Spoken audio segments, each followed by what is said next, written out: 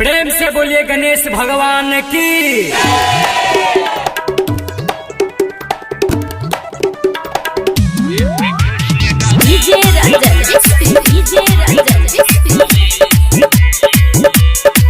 पूजा करबई हम सब दिन,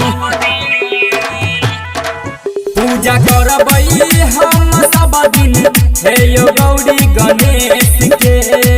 पूजा करबई हम सब दिन, हे यो गौरी गणेश के। एते खुश गजानंद हरतै हमर दुख कलेश के। एते खुश गजानंद हरतै हमर दुख कलेश के। पूजा करबई हम सब दिन, हे यो गौरी गणेश के। एते खुश गजानंद हरतै हमर दुख कलेश के। एते खुश गजानंद हरतै हमर दुख कलेश के।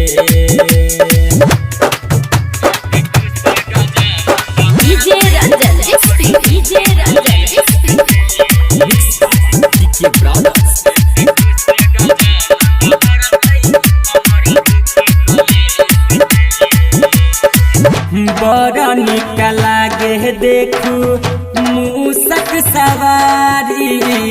माथे मुकुट शोभे हाथ कटारी। बड़ा निक लागे देखू मूसक सवारी।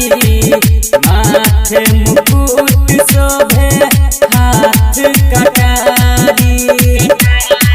करब सुमिरन पार्वती और पिता महेश के।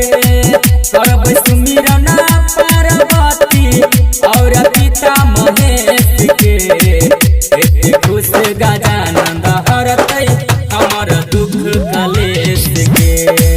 एते खुश गजानंद हरतै हमर दुख कलेश के।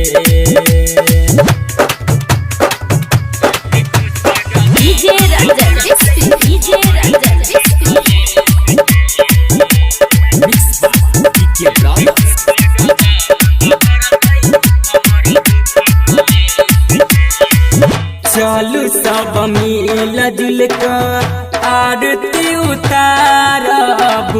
गणपति बाबा के चरण पखारब।